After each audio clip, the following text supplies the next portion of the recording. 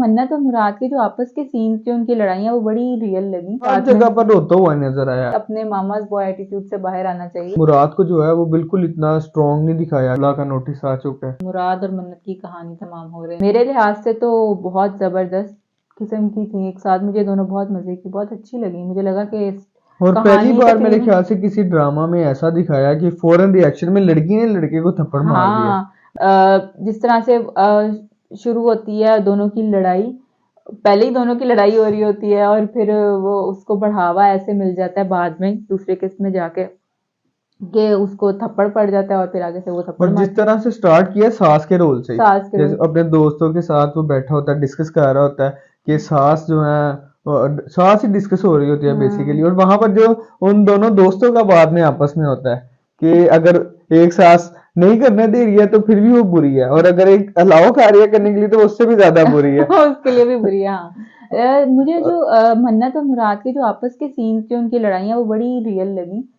जो राइटर है उन्होंने बहुत अच्छा लिखा हुआ है ये जो इन दोनों के एक सीन मिडिल क्लास जो फैमिली है उसको दिखाया है किस तरह से एक मुझे लड़के मुराद को। के कैरेक्टर से वैसे काफी ज्यादा जो है डिसअपॉइंटमेंट हुई कि अगर आपको पता है कि आपकी वाइफ इतनी ज्यादा, आपने थोड़ी इस तरह की लड़की से शादी की है जो कि ओपन माइंडेड है, तो फिर आपको इतनी ज्यादा उससे ये उम्मीद नहीं रखनी चाहिए कि वो इस तरह के माहौल में एडजस्ट होकर उसी तरह सोचना शुरू कर दे। मुराद ने बल्कि एंड में कहा भी कि हाँ मैं तो, तुम तो औरतों की, जब मन्नत ने उसे कहा तुम तो औरतों की आज़ादी की बहुत बात करते, तो उसने कहा घर की औरतों की तो उसने कहा घर की औरतों को निकाल के।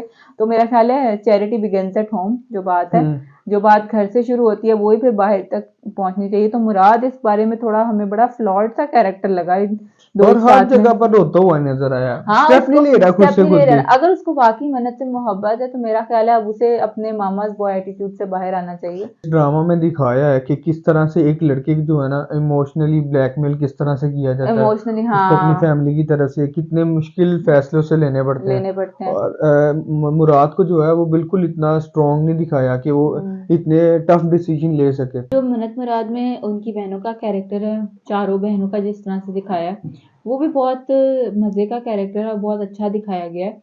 और ख़ानदानों में ऐसे मसाइल होते हैं जो इकलौता बेटा हो उस पे सारी जिम्मेदारियां डाल के माँ बाप ये समझते हैं कि अब इसको हमारा ही रहना चाहिए क्योंकि अब इतनी ज़्यादा हमने इसको मतलब इस पे इतना वक्त सर्व किया है, इसको इतनी इसकी तरबियत की है। बाकी अब आपको क्या लगता है इसका एंड क्या होगा मन्नत मुराद का? मन्नत और मुराद अलहदा हो जाएंगे या इकट्ठे रहेंगे?